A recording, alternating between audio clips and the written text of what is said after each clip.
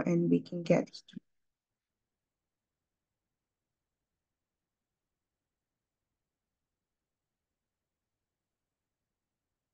Okay.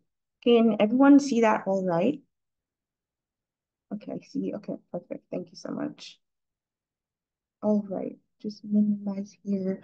I won't be able to see the chat actively, but I'll do my best if there are any comments or questions that have been written down there. All right.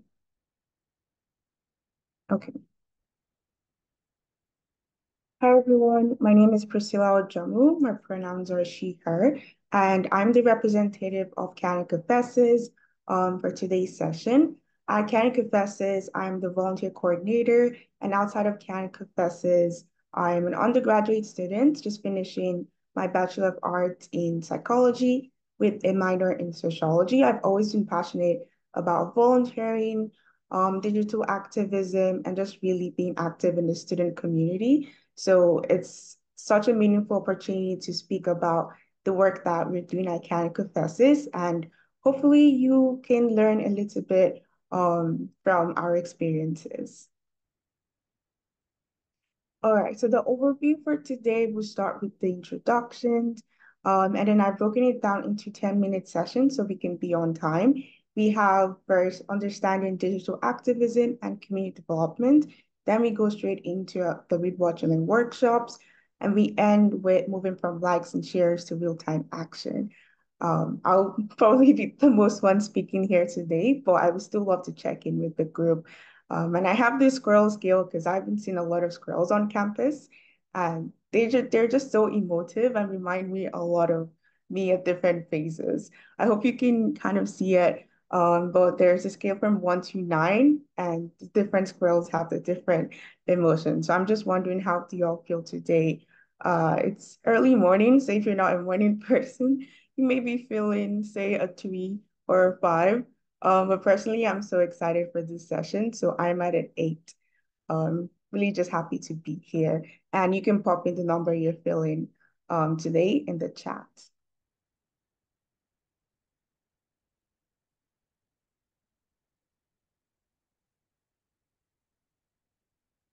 Okay, I see a 6. Anticipatory 7.5, 3, 8.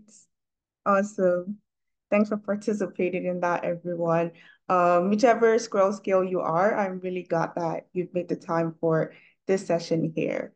Right, so I'll just share a little bit about myself and the work we do at Canada Confesses.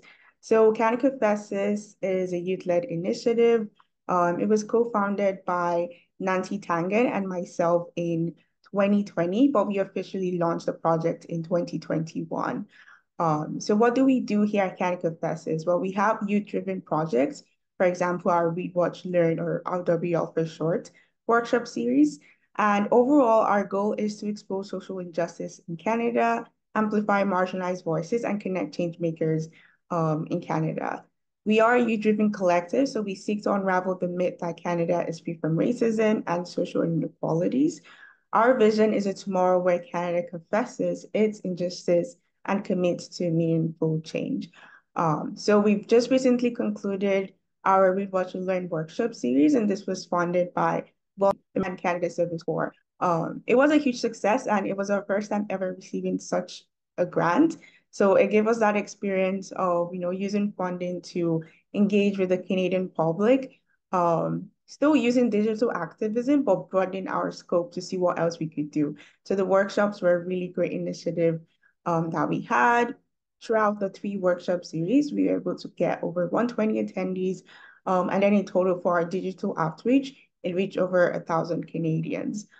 This was a great experience for us, and I'm just thrilled to share more about this. So our project does reside on the internet, but our volunteers operate from different provinces and territories in Canada. I'm currently situated um, in Edmonton, Alberta, on Treaty 7 territory. But since we span across the country, we always love to acknowledge that Canada sits on traditional territories of diverse groups of Indigenous peoples. We were able to start our Read, Watch, and Learn workshop series with a focus on Indigenous resiliency and steps to reconciliation And even though it was a kickoff of the workshops, I think it was probably one of our most loved sessions. Danny Okuma was a great facilitator, and the insights there, if you're curious, are available on our website at canicathlesis.ca/ read, watch, and learn. I'm also curious here to learn about you. So you're welcome to introduce yourself and the work that you do. You can unmute or you can put it in the chat however you feel like doing so. But I'm curious to know who's here today and what brings you here. I will just give a couple of seconds for that to come in.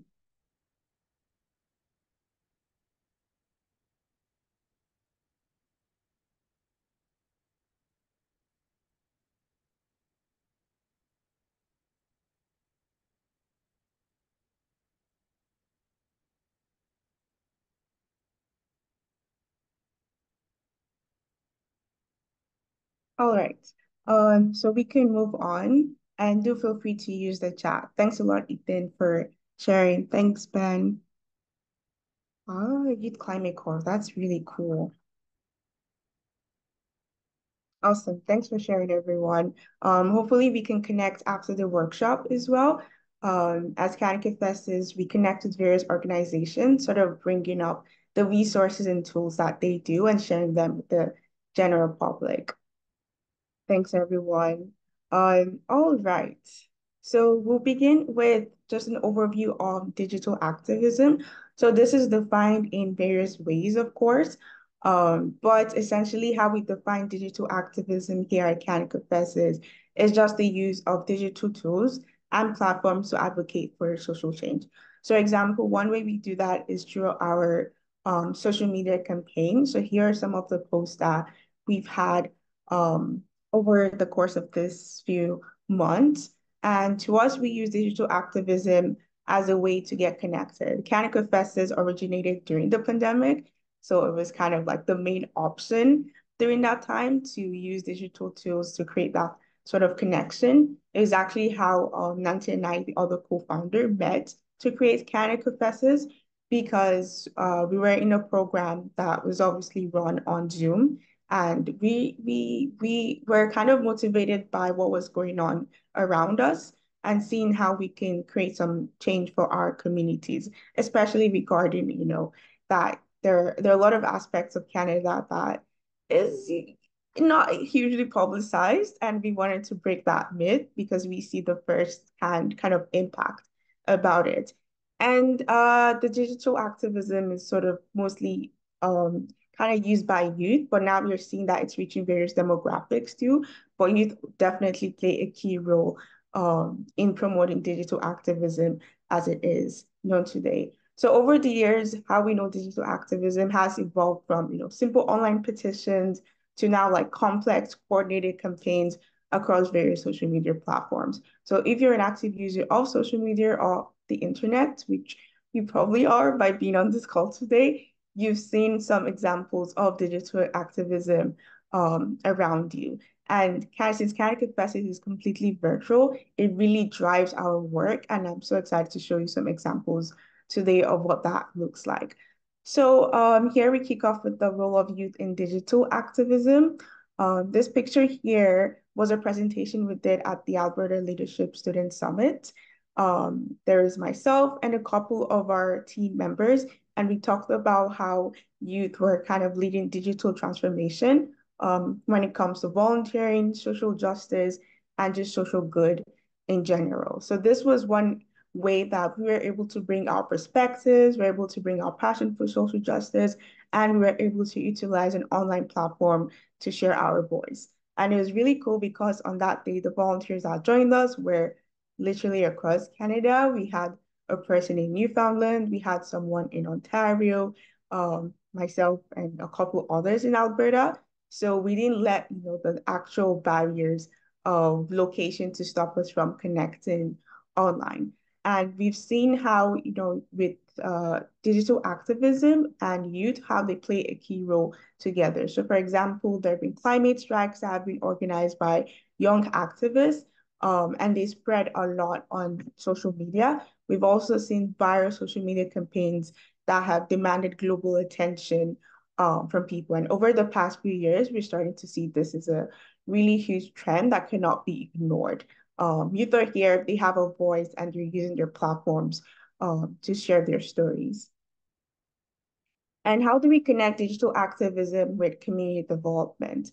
Again, community development also means different things to different people, but based on what I've seen from, CDLI's work, community development here is really seeing how we can impact our communities and organize driven initiatives to really connect people from various backgrounds, stories, and just really bringing them to share their own perspectives, share their issues, and see how we can find a common ground and hopefully create some impact too as well. So for us here at Can Confesses, how we've sort of connected our digital activism with community development has sort of been bridging the gap between, what people would see as in real life change. There's this sort of myth that if it's not done in the physical, it doesn't exist. But we're seeing that this is not really the case here. So the pictures here, I have two examples of us doing something like in the physical, and another call that we had with the counselor digitally. And so for us, it was actually seeing how this digital presence actually impacted our impact physically. It wasn't the other way around, but it started digitally and we're able to connect. And even when we met in the physical, we still engage people through digital tools. So we had sort of a tablet there, as you see, for people to engage with, to share their stories. That session was mostly focused on the SDGs and really connecting to see if people actually knew what the sustainable developmental goals were and what Canada is doing to achieve them. And this was really impactful because we obviously noticed that university students did not really know a lot about the SDGs, but we're able to sort of kind of bridge that information gap and make it fun and interactive, and then using the tools that they already are on. So their social media accounts, we're able to connect them to further resources. So, when they're then scrolling on Instagram or TikTok on their pastime, hopefully they can remember what we've talked about and continue to learn more from digital creators and so on. And another thing that's also helped us with community development is seeing how we can sort of bridge communities online. So when it comes to talking to our government representatives, for example, we've done a lot of this just solely online. I don't think we've really even met any in person, but what we do is we bring up the cases, we bring up the issues that are happening, and we have a confessions platform where people can share stories, discrimination, injustice that they've personally experienced or witnessed. So we bring this forward to, the members of our government to see what they're doing in their sort of like local region to tackle this, especially those that occurred in those spaces as well. And through this, we've seen some impact because then we can organize and meet literally anyone, anywhere. I believe the counselor in the picture was from BC. So this really provided a space where we're not limited to just, what we can do locally, but also within Canada start to um, kind of go across different localities and different regions as well. And now bringing the focus to read, watch, and learn, because that's sort of the main insight here. The read, watch, and learn workshops really gave us then kind of what's the word? It launched our initiative in the sense that a lot of the things that we've been doing finally became real through Read Watch and Learn. And what I mean by this is our first time really inviting community members into a space. So prior to this, we're mostly focused on just utilizing social media, getting the word out there, sometimes hosting some in-person meetups, but really focused on spreading infographics, sharing resources and tools just from a digital basis. So the Read, Watch, and Learn workshops were set up then our pilot program to test bringing community members into the space so we can still do that learning, but in a kind of small focus group. So we had specifically 3 workshops. The first was on Indigenous resiliency and steps to reconciliation. The second was on identifying systems of oppression around us and how they interconnect. And last was on sustaining collective actions and solidarity movements. I already mentioned this, but we had over 120 participants across different backgrounds. A lot of them were youth, but a lot of them were increasingly and also surprisingly just members of different nonprofits, academic groups, organizations, and just general community members at large. This is something we did not anticipate, but it was also pretty cool to see how, especially sometimes I would say youth, we sort of have this concern, kind of like talking to organizations or institutions because, we feel like we won't get our voices heard or that we'll be tokenized. But this experience kind of showed us that some people really are doing good work at those institutions and they're here to listen and to learn from sort of a youth perspective and bring that forward. So that was very inspiring from me. And I'll go over here to the key learnings from the Read Watch Learn workshop. So each workshop had its own specific takeaway, and I cannot really list all of them because that would take forever. But if you are interested to know, you can visit that website that I'll put in the chat later on for more specific highlights. But in general, as connected to digital activism, here are some of the key learnings from our team. So we've affirm that digital connections are valid. Obviously, this is the core of our work, but sometimes we can feel invalidated as a youth collective that is primarily exists online because people wouldn't see it as real or tangible or as creating an impact. But our volunteers have definitely showed us that, yeah, no, it's definitely valid and we'll continue doing the work that we've done. And we've seen so much impact, even just not looking at the public, like even looking within the volunteer team, at this point, we've probably had over, I don't even think this is overestimate, but probably over 100 volunteers come and go at Canada Festes, and they spanned across Canada. So it's definitely real because they took the learnings that from their experiences and then shared it in different ways. People from different academic backgrounds, different from people from different people's lived experiences. We really all came together here digitally. And I think that's something that is quite incredible and should be acknowledged. We also learned to not underestimate the power of learning online. Um, especially for since we have like we're majorly youth, so a lot of this youth are in like academic institutions in one way or another. And before prior to the pandemic, of course, learning was mostly, in the physical and you sort of like went to class and did things. But then through e-learning, we sort of saw the benefits of that in terms of accessibility, more people are included, and also you can have different sort of learning formats cater to different people's needs where you're kind of limited to that in person. And we also learned that you play a key role in shaping digital activism for good. Well, this is not really a learning for us, but it was a learning for people who came to our workshops that it is there and we're creating that movement. And I have a couple of testimonials here from the workshops or webinars that people attended. So a lot of people really love that. It was sort of unique, especially for people who have attended a lot of workshops.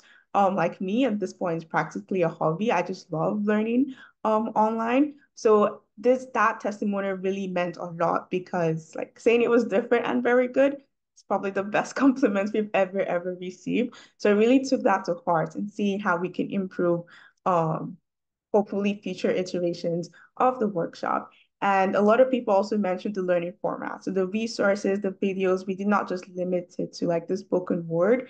We tried different things as well, activities, just to make it engaging and interactive. And really, especially just cater to people's different learning needs and so on and so forth. So those were some of the key learnings and takeaways from our Read, Watch, and Learn workshops. Overall, it really created a space for deep, meaningful conversations.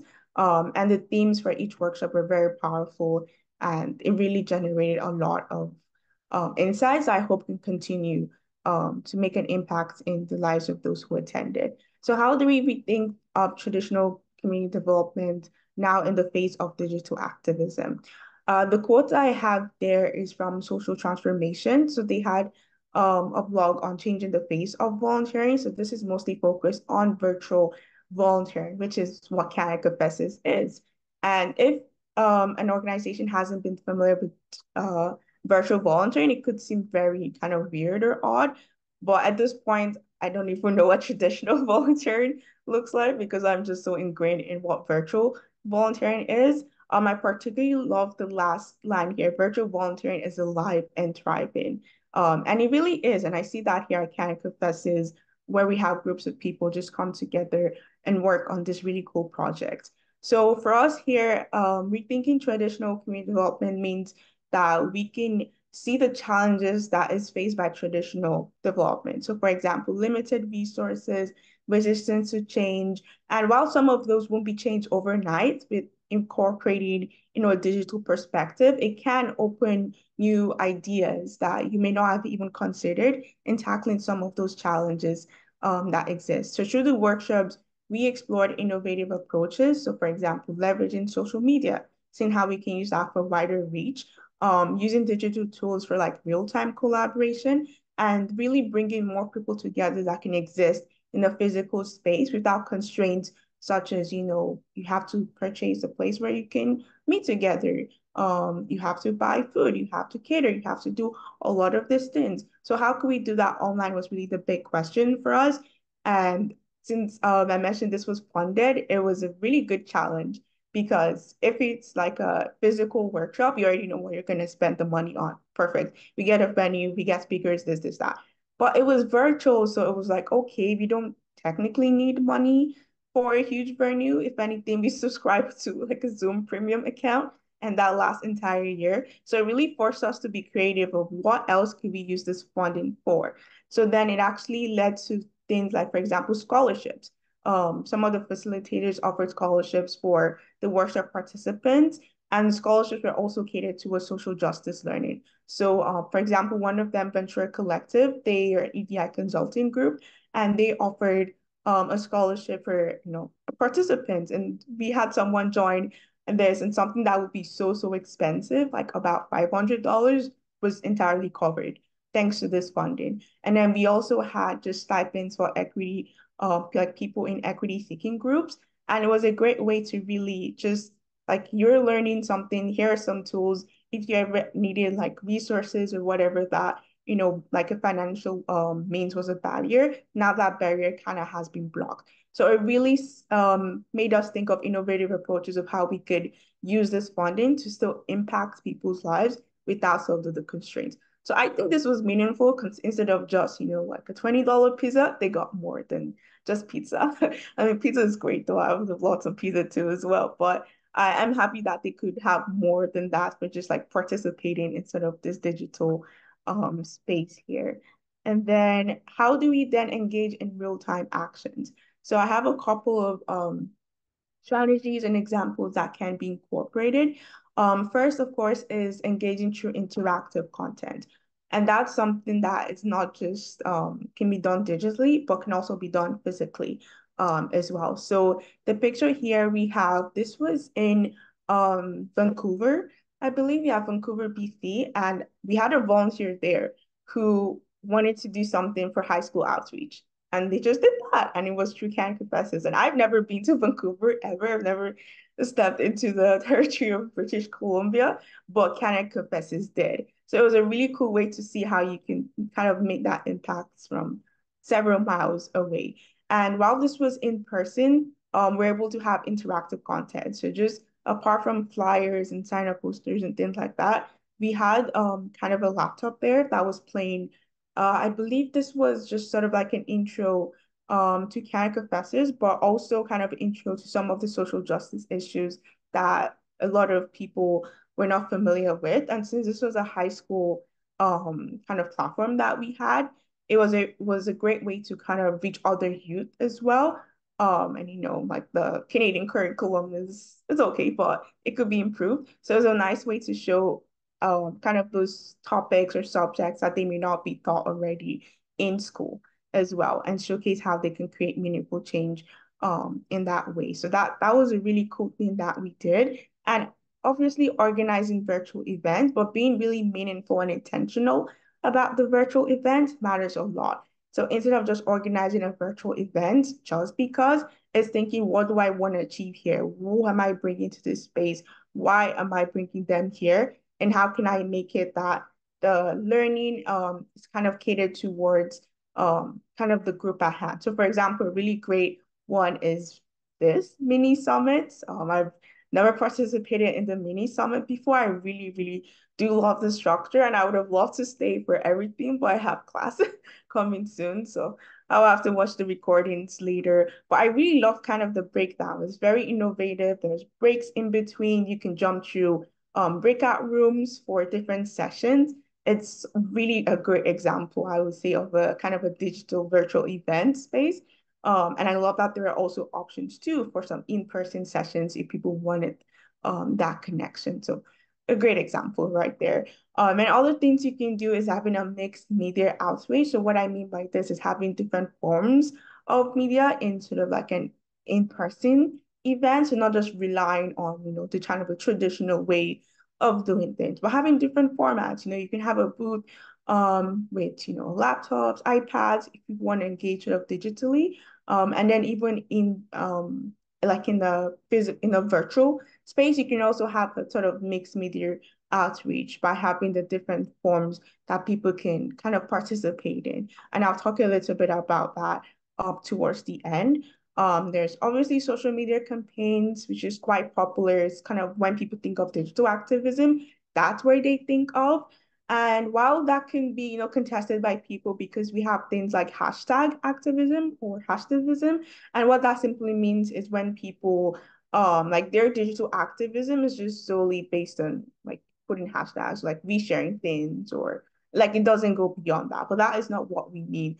To me, that's not like there's so much more to digital activism than really sharing a post or liking things. And that's kind of the focus for today's session anyways, like beyond likes and shares, how you can redefine community development online. Another way we've seen is digital fundraising and crowdsourcing. And while Canada Fest haven't, like we haven't done a sort of digital fundraising, we have supported our volunteers. I particularly remember one of our first few volunteers, we were able to crowdsource for her for a particular issue that she was going through. And though I like never met her in person, it was a really great example of seeing sort of that mutual aid that we've seen a lot happening digitally as well. Because then, physically there's some constraints of that sort of shared funds and stuff, but digitally there's more kind of like liability and accountability that also helps you like safely donate to causes that you're interested in. However, there are some ethical considerations in digital engagement that we have to keep in mind, um, of course. So addressing ethical dilemmas here. I have this chart from the ethical decision-making process flowchart, which was created, and it sort of highlights the aspects of what you should do in a front when trying to think ethically. First, looking for ethical issues. So they're always present with varying intensity, and this is very true. Even for a digital space. So usually when people thinking of a physical event of engagement, they're more likely to think of kind of ethical issues like how do we, make the space accessible? How do we make it inclusive? How do we ensure that, people are being engaged in an appropriate way? Whereas sometimes that is kind of lost in digital engagement. I think people just sort of kind of have like this narrowed perspective in a way, but it is important to consider kind of what issues are present. So for example, one thing that I can mention would be even just the access to a computer, access to a laptop, access to a space with good Wi-Fi. Some of those things are out of your control, but some of those things are in your control, especially for the Read, Watch, and Learn workshops, which were funded.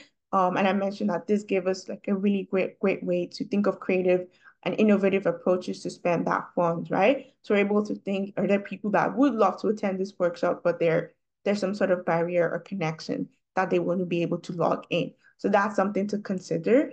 And then even in general issues of accessibility. So having captions, ensuring that we can have a recording or some way of people can take this key takeaways home was very important to us as well. And then we also had a portal. No one expressed the need for this, but it was important for us to have this. Like, let's say someone needs access to like ASL, for example. We've seen this, I've personally seen this in some digital like webinars I've attended, and I thought that was very cool and really great like way for different people to participate inclusively. So just really looking for the facts and obviously just making this so that way people are not always having to ask, but just offering it. and then we can adjust and accommodate as needed. And another thing that is very important is misinformation. Misinformation, disinformation is a very, very huge and rising ethical consideration in digital engagement. You want to do our due diligence to fact check the information that we're presenting to people. We want to do our due diligence to ensure that we're creating a space where, at least to the best of our ability and knowledge, and we can make corrections as needed to ensure that we're not propagating harm instead of good with information that we are sharing, and that's very rapid online, unfortunately. And then I've mentioned it a bit about ensuring inclusivity and accessibility digitally. And the great thing is there are a lot of resources out there, a lot of resources that have been created by kind of like people working a lot in this space. So it really lessens, the kind of fear of, oh, what do I do when I'm going into this? Like what sort of things do I create? And I appreciate Volunteer Alberta for creating like a series of workshops before we did our workshops, just to help us new to this, especially since, our team at Cat Confesses is youth led to see what exactly do we need to do and just giving us those resources as well is really important. And we're going over to the end here. So what are the innovative uses of technology for community development? Where there are two aspects I would love to highlight. The first is digital storytelling, and then the next is collaboration tools. So starting with digital storytelling, we incorporated, and this is a new concept that we learned this year, generative dialogue, and also the concept of futures literacy. And those are also two things that were brought forward from Volunteer Alberta for us. So here, the group one and group two came from our last Read, Watch, and Learn workshop. So we asked people what could go right, which solutions already exist, which are needed, and what are their hopes and dreams for the future. So in both groups, there was really a lot of inspiring things that people mentioned, self-care, mutual aid and support, building community, investing in our impact, breaking the rule of capitalism, and so much more. So for us, this was a nice way to get to hear the stories of the people who were in those workshops instead of just talking and talking. And I know this is not a great example because I am talking throughout this workshop, but this is presentation style. For an actual workshop, we do want to hear from people and just really what they're concerned about, what they fear, and hopefully dream for the future. Because that can be very draining, especially for youth, because a lot of people say, yeah, youth are the future leaders, but sometimes that's like, kind of really scary because it's like, okay, we are the future leaders, but we also want you to take action now because you are here. You can make impacts here, right? And you can make that impact and change working collectively with other youth instead of just having this work handed to us, for some near future that hopefully still exists. So those are some things that we wanted to incorporate while we're just sort of showing you so that way they can tackle things such as burnout. We also had another sort of like kind of sticky notes about what are things some people were scared of. And there were things like burnout, apathy, and just sort of those issues. And virtual collaboration tools is really, really important. So a really good example is at the summit here today, for example, they have the Miro board. Is it Miro board? I'll just call it Miro board. And that is a really great way to collect people's thoughts because then you can jump in anytime if you don't feel like putting something in the chat and really share your experiences. For that workshop, we use Jamboard. But Jamboard is sort of phasing out in October, so I recommend other tools like say Canva and whatnot. And there's also having like a digital space too. So at this summit, there's like that website you can go to and you're going to pull all of the resources and kind of stories and things have been generated from this, which I really, really love. And I'll be watching it, trying to do something a bit similar with our website as well. And I can confess this, since we are virtual, having collaboration tools really, really important to having a virtual workspace.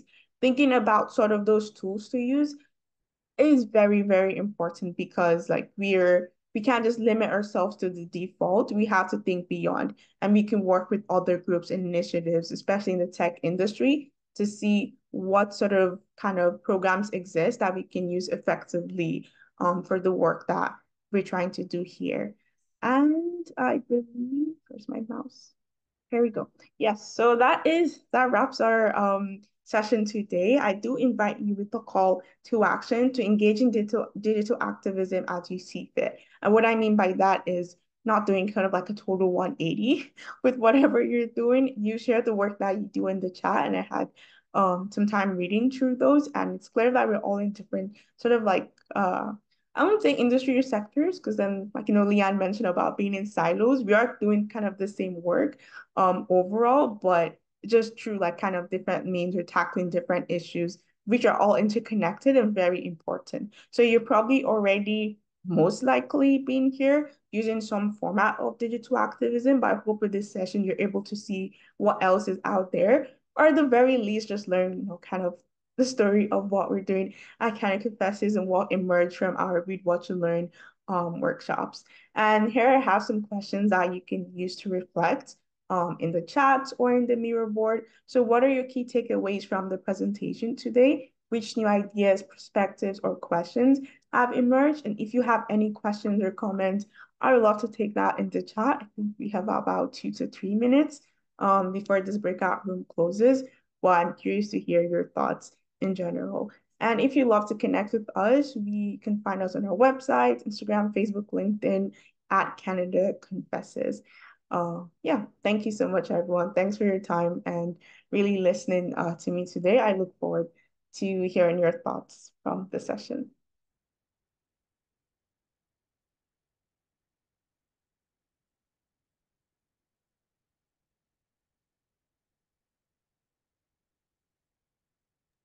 So yeah, a couple of comments coming in here, Priscilla, from a few folks. Ethan's Ethan here is thinking a lot about the importance of providing multiple ways for people to take in information and learn. Um, and Tara's just sharing about the mixed media concept. And she said instead of getting stuck on in-person or virtual, there is a way to engage in multiple ways. So yeah, that's really awesome. And me personally, I was just starting to write a comment in here, but I didn't get it out quick enough. I was just thinking about just more accessible ways for people to volunteer, aside from the fact that it's like the technical literacy involved, like volunteering online is a really accessible way for increasing volunteerism too. So yeah. Mm. Um, Absolutely. Thanks a lot for sharing that and also reading the comments from the chat to me as well. I love that the mixed media approach stuck a lot with people, it seems like. And it's just it's something that at first seems so obvious, but it's very overlooked. And then you realize, oh, there's like so much more that you can do with this and the present here. And I think you mentioned like even tech illiteracy. So that's one actually assumption that people have about youth is that we're tech like literate. But I gotta confess this, I will just say this to my lovely volunteers who may watch this recording. We love you, but tech literacy is something everyone needs to learn. Like absolutely. Like we've had to have like sessions just teaching people, okay, this is a virtual volunteer experience. So here are some tools that will really help you just get organized and just walking through people, especially in their onboarding calls that we have. Okay, here are some tools that will kind of help you, okay, kind of find the work that you're doing. We even had the recent projects where we're creating like an internal site for navigation because people were like, oh, where do I find this file? Where do I like find this information? And just like bridging that gap. So it's definitely something everyone goes through, not just like the older demographics at all. And it was surprising for me because I'm a tech geek and I was like, other youth, it's not just something that's very common. So it definitely, like digital literacy has to increase, for sure. And yeah, shout out to youth and all and our role in digital activism for sure. We're doing a great job, and hopefully we can continue doing that as well. But I think the session is kind of closing now. So thanks so much, everyone. I really loved sharing my insights, and I'm so glad that you're receptive to this learning as well. So yeah, all the best in your different journeys as well. And I'm hoping to connect with your work as well later on. Thank you, everyone.